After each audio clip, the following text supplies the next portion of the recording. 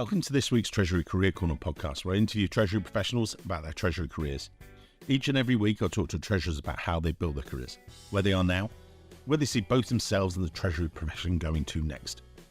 And a special thanks to Flywire, our fantastic sponsors. If you've ever wondered whether there was a way to ease your international transaction hassles, they're the guys to talk to. If you follow the link in our show notes, you can see me talking to my mate Greg Levin, their Senior VP of Sales. I get to ask Greg about who are Flywire and how they can help you and your Treasury team with your cross-border payment headaches. Just follow the link to the interview in today's show notes. And now, let's get on with the show. Welcome to this week's Treasury Career Corner podcast, where each and every week I normally talk to treasurers about their careers and about how they've grown and developed and the future of Treasury. And this week, I'm actually being interviewed. Recently, I had the honor of being a guest on the Treasury Update podcast hosted by the fantastic Craig Jeffrey. It was such an engaging discussion with Craig that I thought, do you know what, I'm going to share it with you guys, my listeners. We dove deep into the evolving world of Treasury, looking at remote work through to integration of AI and finance. And also for me, it's a bit of an unusual one. It's not every day that I switch roles, interviewer to interviewee. And Craig did a very good job of keeping me on my toes. So enjoy this show, and we'll be back to normal programs next week. But I thought some valuable insights, real world perspectives that you don't want to miss. So enjoy it, and let's get on with Craig / my show. Welcome to the Treasury Update podcast, presented by Strategic Treasurer, your source for interesting Treasury news, analysis, and insights in your car, at the gym, or wherever you decide to tune in. Welcome to the Treasury Update podcast. This is Craig Jeffrey, your host today, and I have a very special guest, Mike Richards from Treasury Recruitment. Mike, thanks so much for joining me on this episode of the Treasury Update podcast. I love being on these podcasts with you, Craig. It's still very weird for me to you be asking the questions. Usually when I do my podcast, this I've said before, I just love asking questions, sitting back, relaxing. Now I'm under the spotlight, so be gentle. That's a big no. When I get a big dog like you on you, I'm going to go after you hard. No. Just for fun. Well, this is part of the 2024 Outlook series, and since you focus so much on Treasury careers and staffing, I'll point people to the show notes. Treasury Recruitment's based in the UK, but they're also huge in North America. All of North America, very heavy in that space. I know you come to a lot of events, so welcome. But let's start for the outlook on work location. I know it's not work from home. Is it hybrid? Is it reaching equilibrium? What's going on with work location? It's certainly changed a lot from the beginnings of COVID to where we are today. What are you seeing? What are you talking about with the companies that you're recruiting for? Well, just like in a newspaper, let's start with a headline: remote is dead. There you go. You can lead with that. I mean, that's the way of things. When I was at AFP conference with yourself in sunny San Diego, I did a session with Joel and Leanne. Great to be with them. And I was being asked about remote jobs. They said, do you recruit remote roles? I went, no, we don't. Oh, why is that? I said, well, firstly, if employers need someone remote, they can do it on LinkedIn and do it themselves. So you don't need a recruiter. I said, also, it's fading, going away, because Treasury by its very nature is a very collaborative discipline. You want to work with your colleagues. Do you need to be in the office? So going back to it, fully on site? No. We proved this throughout COVID. So now a balance. Treasury is about balance and risk balancing and everything else. But Treasury by its very nature is about working together. It's collaborating. It's working internationally. It's working within the US. If you're more focused on the US, but you want to see your colleagues. You don't have to be with them 5 days a week. You don't have to travel all the time. You don't even, sometimes I've seen also good hybrid arrangements where someone might be in the office, say 1 week a month, and then the other 3 weeks they're remote, but they're actually working together. We had Steve Rosenthal on the podcast and live session back in New York, and he talked about with Broadridge, they have a very intentional way of working. That when people come into the office, you're not allowed to just sit in your office and just not collaborate. Plan your time, planned intentionality, I think it was. And he said, sorry for the phrase. I went, no, it's a great one, because when you're going to go to the office, when he travels there from New Jersey down into Manhattan and actually has the meetings with people, he has meetings. And it's not just over Zoom, and you do get more things, but you don't have to do it all the time. Interesting. So remote's dead. I think you said hybrid is here to stay. What about work from the office? I think there has been this pushback about that. I know that some of the big banks, for instance, we 100% focus on corporates. But when I'm talking to a lot of my clients, some I was about to name, some I can't because we'll get in trouble. But some of those who are saying, well, you've got to be back in the office. Why?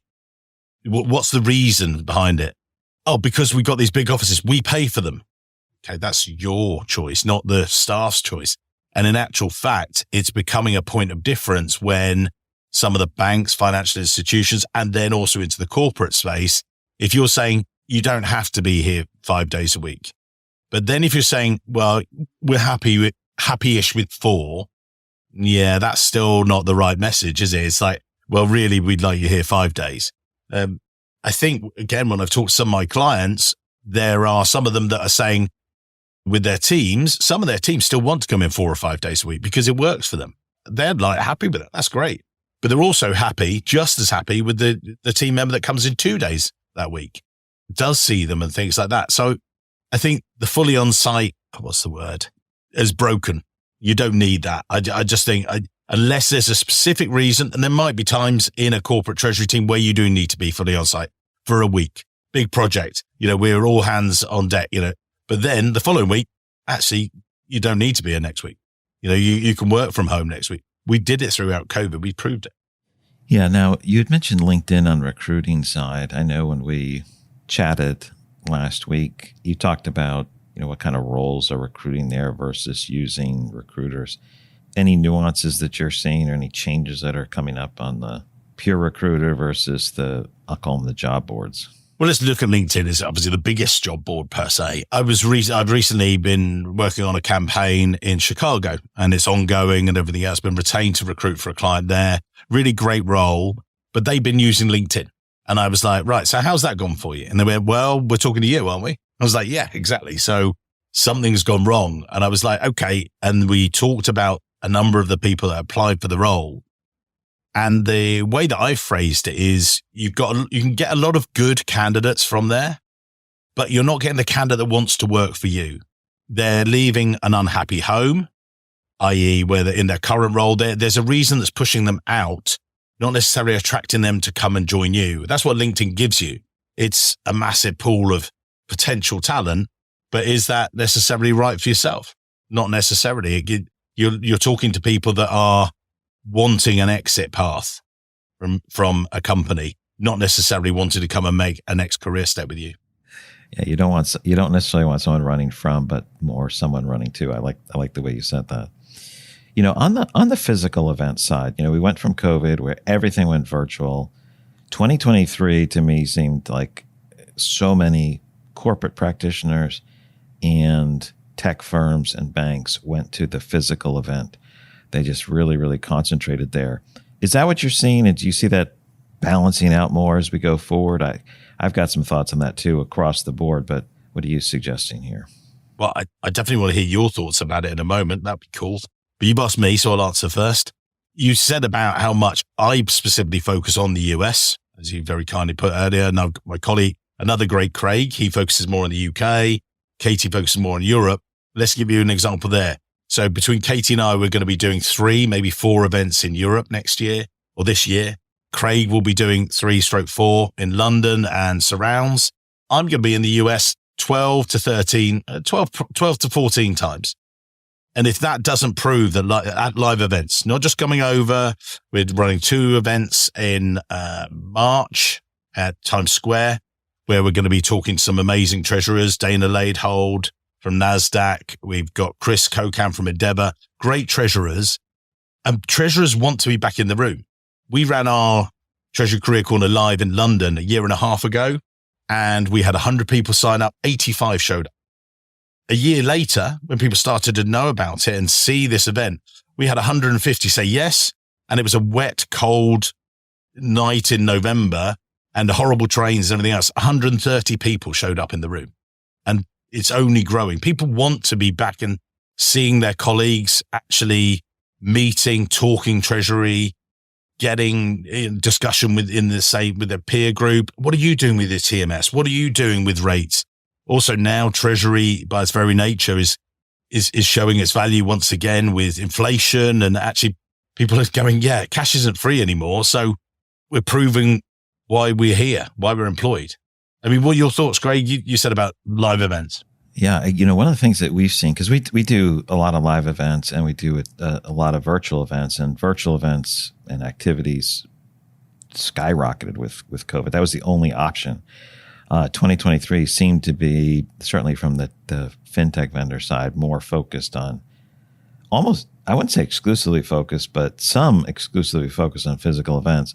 And we've seen this rebound, just like the work location has gone from everyone was work from the office, and it was, all work from home. And now it's remote is dead, but it's hybrid. Hybrid is the new environment. I think that's happening on the events too. Everyone wants to go to physical events, but you can only go to so many physical events, and there's more engagement that happens. And so we've seen a rebound, back to sort of this equilibrium between physical events and virtual events, because you can go to more virtual events.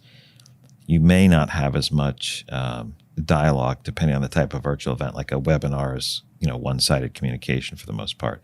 Roundtables can work virtually during the time you're talking. A roundtable in person or a conference means you can have these sidebar conversations. So it just, I don't know, it just seems like we've driven over both edges of the road now, where the new road is, hybrid in both environments, physical and virtual. I think there's that. I think also we've come out of an age where you didn't need to always go to events. You could prove you could go to a webinar to get some more of the technical subjects maybe. But actually, this is why we're doing Treasury Career Corner Live. And this isn't a sales pitch. This is much more, what I've noticed is that people want value, right? If I'm going to come out of my home office, I'm going to make the effort. It's going to cost me to travel to your event. What are you going to give me in return? What value are you going to give me as a Treasury practitioner for spending an hour on the train, an hour then at your event, then some networking afterwards? Okay, what's my go-to? What are you going to give me? And if you're not providing that value, if it's just, come along and talk about AI or come along and talk about this, well, hang on, I can do that virtually. It's more, again, that's why where we're talking to practitioners about their Treasury careers, because there's nothing better than that in the room. And it's not, I'll pat myself on the back. It's quite the opposite. It's more that I've discovered this. This wasn't something I planned. It's just it's come out of the podcast and everything else. And then I've been to a couple of other networking events, which have been, and I won't say whom, I showed up expecting a full room, and I was like, where is everyone? And it was like, yeah, it's not really worked out. And I think that those listening today are much more selective with their time. They don't have to go out there. I know that there are events which you have to go to maybe for your CTP credits and things like that. But people are then, I've got to go to that. It's actually people, if it's an optional event, you've got to have a real pull factor. Yeah. Now, as we, continue the discussion, of how these changes have taken place with physical events, with where people work, what about shifting jobs, before COVID and after? What are you seeing are the biggest differences now in terms of how people are looking for positions or hunting for positions? It already started before COVID, but it wasn't all the way there. We saw COVID actually brought along, and the pandemic accelerated 5 years worth of flexible working, or compressed it, if you like, 5 to 10 years worth of work change compressed into 2 years. So everyone was like, wow, okay, their heads have just got used to it. What I mean by this, and the follow-up point is, people don't need your job. People don't need to work. People don't need to leave a lot of the time. Yes, they might need to leave, and we talked earlier, if they're unhappy where they are or not get the right salary, but you need to come up with an irresistible proposition. You need to attract people to your role. Why should I come and join your company? And it's more about people will vote with their feet. Or I get clients and they say, well, people should want to come here. And I'm like, really? Tell me why. And it's got to be that sort of irresistible proposition. It's got to attract people that I've been working on this assignment recently for this client in Chicago. I've been talking to candidates each and every day. And I talked to a great candidate on Friday, and he was attracted to the role, but I still had to talk to him about why it's going to help his career, succession planning, all the other things. It wasn't like you just put an advert, exciting dynamic. We don't do that, by the way. We don't put it out there because it's just platitudes. And people are like, I don't care. I'm not going to volunteer with. And he said, I'm going to have to update my resume because I wasn't looking for a role. I'm interested in my next career move, but people aren't necessarily, response rates are down. And this is where we prove our value. Again, I don't want to make it a sales pitch. It's much more, this is what clients have to understand. They've said to me, we put our advert up on LinkedIn. I was like, yeah, how'd that go for you? They're like, and I can see a lot of the time, responses, 2. And then it's reposted 17 times. I'm like, guys, come on. I think I gave you a practical example. There was a candidate back last year, a client actually, and he had been a candidate of mine before. And he was trying to recruit, and they are a global multinational based in the US, one of the top companies. I have to care for the sector. And he actually said, I don't understand. We are great with this. Taking him, he was moving across internationally. He did all this stuff and was literally, I said, is this just literally your job description, more or less copy and pasted? And he was like, yeah, mostly. So, but for the past 10 minutes, you've told me about your incredible career moves that you've told me about internationally. You've moved from the US. You've been across in Germany, then you've been back, then you went Latin America, now you're back. You've got this great career. He's like, yeah. I said, it tells me nothing about this in this job advert. I said, this is just a list of responsibilities, right? And they went back to the drawing board. I said, look, once you've done this and encapsulated why you enjoy your job, to be honest, you're not going to need me. And sure enough, they weren't. This was a real developmental role, real great stepping stone. I said, you're going to attract enough candidates. And they did. Both internally and externally. It's not enough now. If there are clients out there thinking, we're just copy and pasting a job description, don't. It's a job advert. You have to advertise a role. You have to attract people, and you have to put yourself in the candidates in their sit in their seat. If you were in their position, would you want to apply for that job? What is it that's magical? How is it going to enhance their careers? It's got to be that. Otherwise, you're just not going to get anymore. Right. Especially in many cases, if they have to move, they're going to be getting rid of a low mortgage and having to swap it for a higher mortgage. Yeah. Yeah, exactly. Getting started on salaries is crazy. I mean, the US market in terms of salaries is rising rapidly.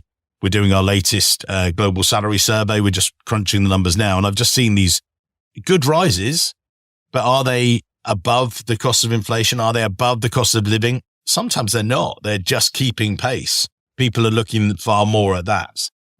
Yeah, and in the show notes, we'll drop a link to the Treasury Career Corner, which is Mike's podcast where he interviews all kinds of people for various topics, mostly on Treasury careers. Certainly subscribe and look at that.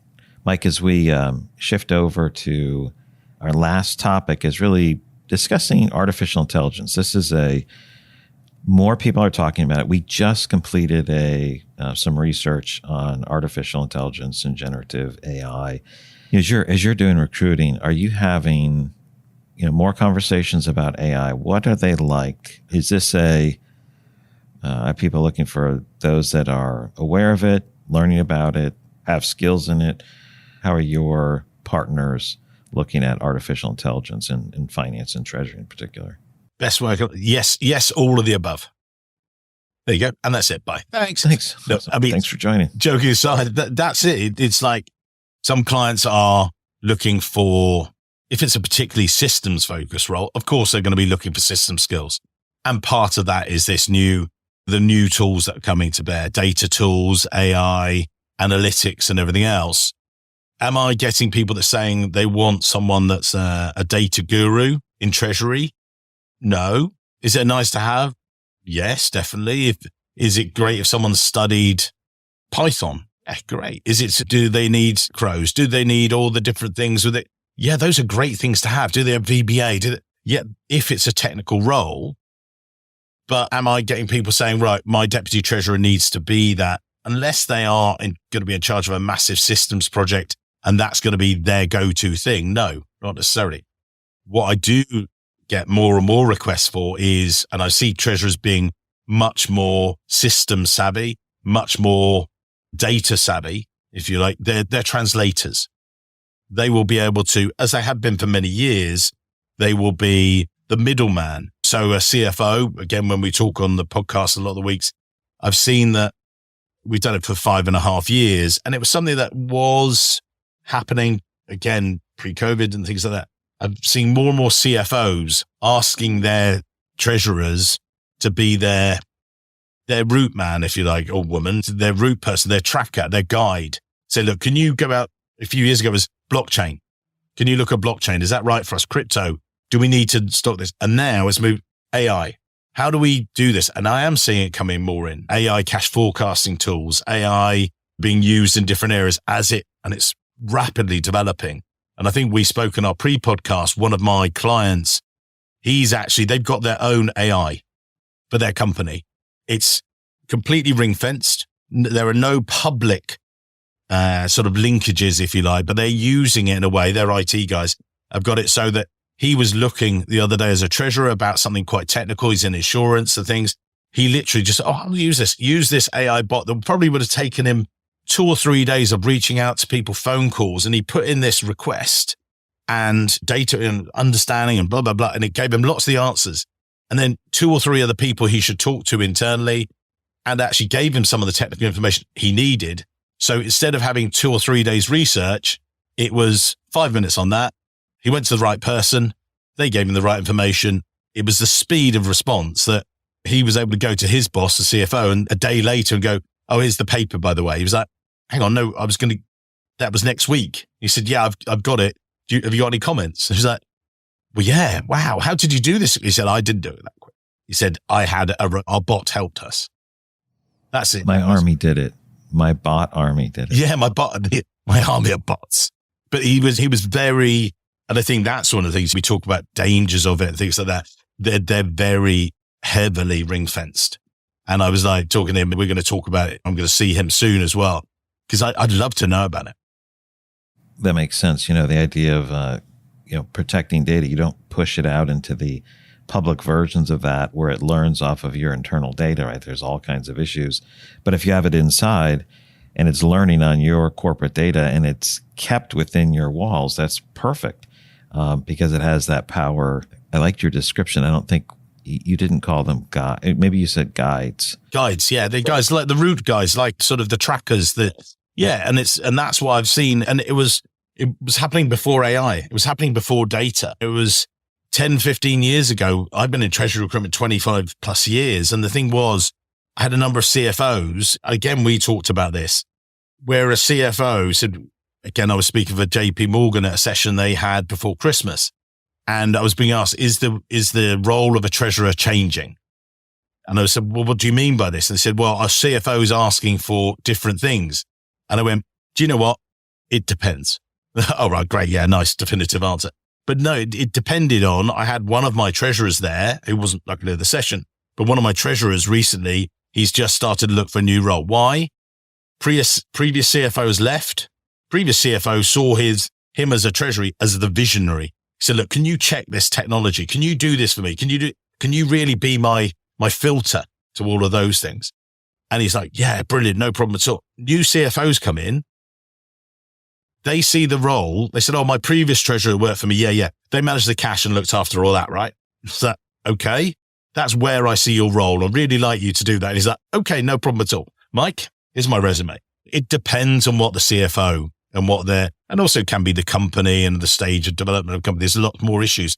But I think that is the leader helps. What do they see the role of the treasurer being? Yeah, if the role is to look at risks, to understand, to be a partner from a business perspective, not just securing credit capital and doing transactions, using and leveraging tools that help you do that more effectively is useful. I keep going back to what you just shared about that example of the person using the tool, and it gave him guidance and information as well as people to follow up on. And then he spoke to people who are the experts, as opposed to just saying, hey, what this system told me is the truth. because a lot of those, especially the language, the generative language ones, they'll make stuff up that doesn't really exist. And you have to be careful. So you have to have someone who knows this is right. This saved me a lot of time. And this part is fiction, right? It didn't really exist. That seems to be the skill with using this type of tool on AI. I was going to say, we use it ourselves. We use ChatGPT, but it's quite funny in recruitment. I'll tend to see, that article, that's completely from AI. And I was hearing a friend's podcast. He does it about Mark Williams, Mr. LinkedIn, does it about this and how LinkedIn is going to be looking for guidance on that, making sure that people aren't just producing content that's all AI driven. And we don't do that. What we do though is if I'm looking at rephrasing something or wanting to summarize things, and rather than me think for half an hour, I'll go, hang on, chuck it in there. What are the good points I'm making in there? Where do I need to tweak it? What should I think about? Where it helps me distill my thinking a lot quicker and easier. My web guy also, James, he's done I've got my own bot with my own face. Lucky thing. It's horrendous. But the fact is what it does, it knows my tone of voice and it listens. So we might take, for instance, a transcript to this. So these are the kind of points might make. And there's some of the custom instructions on there, which say Mike's very direct. He's straight to the point. He, doesn't fluff around for 10 minutes. It's like, right, do this, don't do that. Because we're all short of time. So yeah, that's one of the key things I try and focus on. And that's what we've taught my bot to do. But there are some times when it forgets my custom instructions. It goes, I was doing an article. Yeah, blah, blah, blah. Mike's a straight shooter, blah, blah, blah. I'm like, oh my God, stop. I would never. And I literally just gave it a slap. I went, you forgot my custom instruction. Oh, apologies. Yes, I should have looked at those. And then as soon as it did, it came out with a paragraph of text, it sounded much more like me, but I only used it. I didn't copy paste. I took it and then amended it. It helps you. It's not the solution. Mike, thanks for all your comments on work location, physical events, job shifting, and AI. Any final thoughts? Send me a resume if you're looking for a role. If you need to recruit and you just want some advice, call us. I'm looking forward to seeing you guys, lots of the conferences right the way from New York across to Nashville in 2024 and talking more Treasury. What could be better? Sounds great. Thanks so much, Mike. Hello, Treasury professionals. Before you dive into the next episode, could you please help me continue to grow the world's only global Treasury salary survey? That's right, our one. So your compensation is constantly benchmarked against the market. It's amazing, isn't it? Just go to treasurysalary.com. It takes less than 2 minutes to complete, start to finish. You then gain exclusive, regular, updated access to our salary survey, keeping you ahead of the curve. The survey is an evolving, breathing entity that constantly tracks the salaries of Treasury professionals on a global basis. Currently, we have over 1,100 participants taking part at treasurysalary.com. Thank you for being such amazing, loyal listeners. Your support is incredible. Couldn't do it without you. Thank you. Go to treasurysalary.com.